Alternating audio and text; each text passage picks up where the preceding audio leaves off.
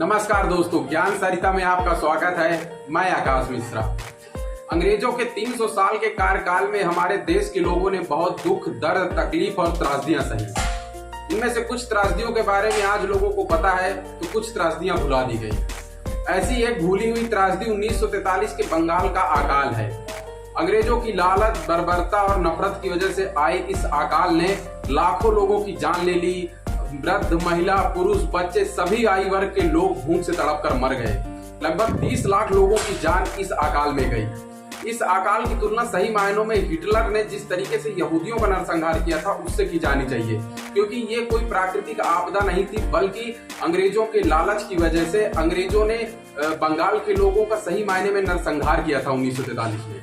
लेकिन ये घटना जितनी बड़ी है इसके बारे में उतनी ही कम बात की गई। इस घटना में लोग भूख से तड़पे, उनके मांस चिपट कर हड्डियों में लिपट गए थे। ऐसी हालत हो गई थी कि छोटे छोटे ननिहाल बच्चों के लिए भी माँ के दूध, जो स्तनपान कराने की माँ का दूध भी नहीं बचा था। ये हालत हो गई थी।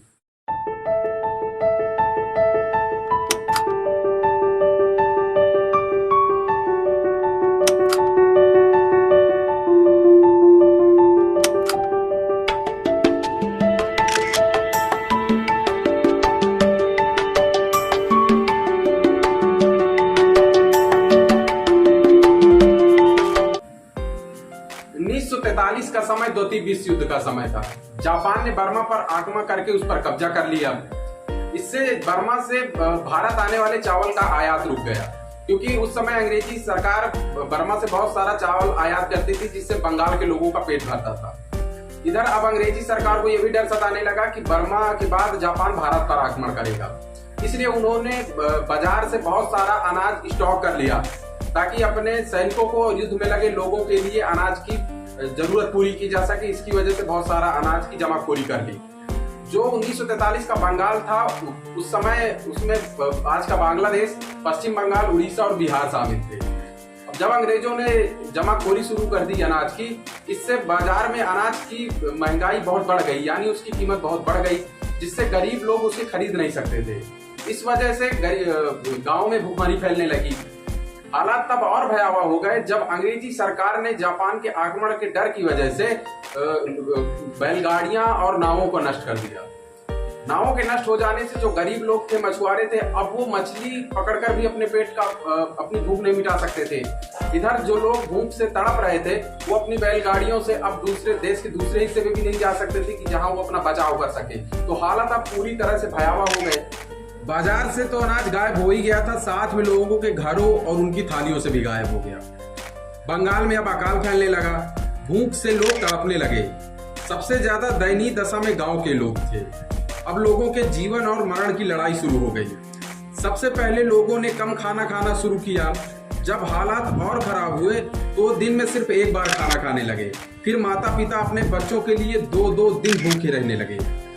लेकिन कुछ ही दिन में घर का अनाज पूरी तरह खत्म हो गया। लोग अब भूख से तड़प तड़प कर मरने लगे। महिला, पुरुष, बच्चे सब भूख से तड़पने लगे। लोग अब पेड़ की पत्तियां, घास फूस खाकर खुद को बचाने की कोशिश करने लगे, लेकिन सारी कोशिशें नाकाम साबित हुई। लोग अब सिर्फ हड्डियों का ढांचा बन गए। सारा मांस सूख कर हड्डियों में चिपट गया। मुट्ठी भर अनाज के लिए लोगों ने अपना घर, जमीन, जायदाद, सारी संपत्ति बेच दी। बंगाल में 2 बड़े शहर थे, कलकत्ता और ढाका। लोग अब कलकत्ता और ढाका में अपनी भूख मिटाने के लिए निकल पड़े। शहरों की तरफ पैदल जाते वक्त लाखों लोग गली में ही मर गए। बच्चे अपने माता पिता के सामने खाना मांगते मांगते भूख से तड़प कर मर जाते थे। असहाय माँ बाप उनके लिए कुछ भी नहीं कर पाते थे। बहुत सारी घटनाएं ऐसी हुई कि माता पिता अपने बच्चों का दर्द न देख पाने की वजह से नदी में फेंक देते थे। भूख मिटाने के लिए लोग कुत्ता, बिल्ली, सांप, बिच्छू जो पाते थे उसे मारकर खाने की कोशिश करते थे। बहुत सारे लोग अपना दर्द नहीं सह पाते थे भूख का, तो कभी ट्रेन के सामने कूदकर अपनी जान दे देते थे, तो कभी नदी में छलांग लगा देते थे। जो लोग शहर पहुंच गए उन्हें भी वहां कुछ नहीं मिला। बाजार में अनाज नहीं मिला और शहर के लोगों ने इनके लिए अपने दरवाजे बंद कर लिए। लोग कूड़ेदान के पास पड़े पड़े मर जाते थे। सड़े हुए खाने के लिए भी कुत्ते बिल्लियों के साथ जंग करनी पड़ती थी। अपनी और अपने बच्चों की जिंदगी बचाने के लिए मजबूर होकर महिलाएं अपना शरीर बेचने लगी, यानी मानवता पूरी तरीके से मर गई थी। शहरों से लेकर गांवों तक लाशों के ढेर लग गए, पूरे के पूरे गांव उजड़ गए। जो लोग अपने घर से निकले वो फिर अपने घर पर कभी नहीं लौटे। लोगों का पूरा बसेरा खत्म हो गया, परिवार खत्म हो गया, गांव सुनसान हो गया। उनके जो पालतू मवेशी थे वो भी भूख से तड़प कर मर गए। इस अकाल में लगभग 30 लाख निर्दोष लोग तड़प तड़प कर मर गए। कुछ इतिहासकारों का यह भी मानना है कि लगभग 60 लोगों की मौत इस अकाल में हुई। कलकत्ता की सड़कें लाशों से भर गई थी। इन सड़ती लाशों ने हैजा और चिकन पॉक्स जैसी महामारी को जन्म दिया। महामारी ने और भी लोगों को मौत के मुंह में पहुंचा दिया। कुल मिलाकर 1943 में बंगाल के लोगों का भीषण नरसंहार हुआ, लेकिन उस समय की अंग्रेजी सरकार ने इस खबर को पूरी तरीके से दबाया ताकि द्वितीय विश्व युद्ध के दौरान मित्र राष्ट्रों में यह खबर न फैले और इंग्लैंड के लोगों में यह खबर न फैले कि किस तरह का अत्याचार और नरसंहार अंग्रेजी सरकार भारत के लोगों का कर रही है। इसलिए इस खबर को पूरी तरीके से दबाया गया। लेकिन 1943 में 16 अक्टूबर 1943 को द स्टेट्समैन के पत्रकार इयान स्टीफन्स ने इस खबर को छापा। तब लोगों को इसके बारे में कुछ पता चला। इसके बाद भी अंग्रेजी सरकार ये बहाना बनाती रही कि 1943 का अकाल अनाज की पैदावार की कमी की वजह से आया है, इसमें हमारी कोई गलती नहीं है, जबकि ये बात सबसे ज्यादा झूठी थी। बाद के इतिहासकारों, वैज्ञानिकों और सोशल समाजशास्त्रियों ने अपने अध्ययन में बताया कि 1941 से 1943 के बीच में अनाज की कोई कमी नहीं थी। नोबेल पुरस्कार विजेता अर्थशास्त्री अमर्त्य सेन ने अपने अध्ययन में ये बताया है कि 1941 से 1943 में 1941 की अपेक्षा 13% ज्यादा उत्पादन हुआ था अनाज का, और 1943 में 1941-42 की अपेक्षा 23% ज्यादा आटा और अनाज का आयात किया गया। इसलिए ये बहाना कि अनाज का उत्पादन कम हुआ इसलिए अकाल आया, ये बात झूठी है। ये अकाल अंग्रेजों के लालच, उनकी नफरत, उनकी बर्बरता की वजह से आया, उनकी गलत नीतियों की वजह से आया। इस अकाल का सबसे बड़ा दोषी था विंस्टन चर्चिल, जो ब्रिटेन का प्रधानमंत्री था उस समय।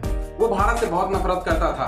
जब बंगाल के लोग भूख से तड़प कर मर रहे थे, तब उसने बंगाल से बहुत सारा अनाज मध्य एशिया, अमेरिका और कनाडा में निर्यात कर दिया।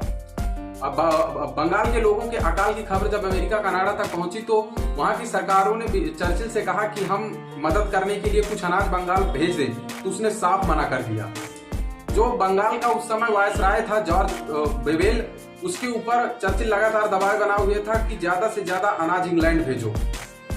जब वेवेल ने चर्चिल से कहा कि यहाँ पर भूख की वजह से लोग मर रहे हैं, तो उसने कहा कि फिर गांधी क्यों नहीं मर रहा है। जो चर्चिल की वार कैबिनेट थी द्वितीय विश्व युद्ध के दौरान, उसने भी कहा चर्चिल से कि बंगाल में लोगों की मदद करने के लिए अनाज भेजना चाहिए, तो उसने कहा कि वहां अनाज नहीं भेजना, ये भारतीय लोग इसलिए मर रहे हैं क्योंकि ये लोग खरगोश की तरह बच्चे पैदा करते हैं, तो इनकी यही नियति होनी चाहिए। यानी जो एक दुर्दांत अपराधी चर्चिल था, उसकी गलत नीतियों, उसकी नफरत की वजह से ये नरसंहार हुआ था। लेकिन दुख की बात यह है कि चर्चिल को इस नरसंहार के लिए कोई सजा भी नहीं मिली। जिस तरीके से हिटलर ने यहूदियों का नरसंहार किया, तो पूरा इतिहास उस पर थूकता है, लोग थूकते हैं, पूरी मानवता उस पर थूकती है। लेकिन चर्चिल ने यहूदियों जैसा ही नरसंहार बंगाल के लोगों का किया, पर उस पर कोई मतलब आलोचना नहीं होती, उससे कोई झगड़ा नहीं करता। उसका कारण ये है कि आजादी के बाद भी हमारे देश के बुद्धिजीवियों, पत्रकारों, इतिहासकारों ने इस तरीके से बंगाल की घटना को उठाया ही नहीं कि लोग ये जान पाए कि जाते जाते इंग्लैंड की सरकार ने क्या नरसंहार किया, क्या अत्याचार किया भारत के लोगों के ऊपर। दुख की बात यह है कि आजादी के 75 साल के बाद भी आज भी लोग बंगाल में जो नरसंहार हुआ, जो दुख, दर्द, तकलीफ बंगाल के लोगों ने सही, उसके बारे में आज भी लोगों को ज्यादा पता नहीं है। हालात ये है कि हमारे पूरे देश में एक भी स्मारक या संग्रहालय ऐसा नहीं है जो बंगाल के लोगों के नरसंहार की याद पर बनाया गया होता। अगर कोई स्मारक या संग्रहालय होता तो लोग वहां पर जाते, उन लोगों को याद करते, उनके लिए अपनी सहानुभूति प्रकट करते। लेकिन ऐसा कोई संग्रहालय या स्मारक हमारे देश में नहीं है, ये भी बहुत दुख की बात है। मित्रों, मेरी आपसे अपील ये भी है कि अगर आपको कभी मौका मिले तो बंगाल अकाल के बारे में जो किताबें लिखी गई हैं उनको पढ़िए। आप उनको पढ़ेंगे तो आपके रोंगटे खड़े हो जाएंगे। लेकिन सिलेबस में मत पढ़िए, क्योंकि सिलेबस में तो इस घटना का ऐसा जिक्र है कि लगता ही नहीं कि वहां कुछ हुआ भी था। तो बंगाल अकाल के बारे में ये कुछ बातें आपके साथ करनी थी। जब भी मौका मिले तो इसके बारे में पढ़िए। हमें उन लोगों को याद करना चाहिए जो हमारे पूर्वज भी थे। उन लोगों ने हमारे देश के लिए जो तकलीफें सही, अगर हम उन लोगों को याद करेंगे, उनको अपने दिल में सजो के रखेंगे, तो उनके लिए हमारी सहानुभूति आएगी। उनको कुछ तो न्याय मिलेगा कि उनके लोग उनको याद करते हैं। तो चलिए मित्रों, अब फिर मिलते हैं किसी नए वीडियो में नए टॉपिक के साथ, फिर किसी मुद्दे पर बात करेंगे। धन्यवाद।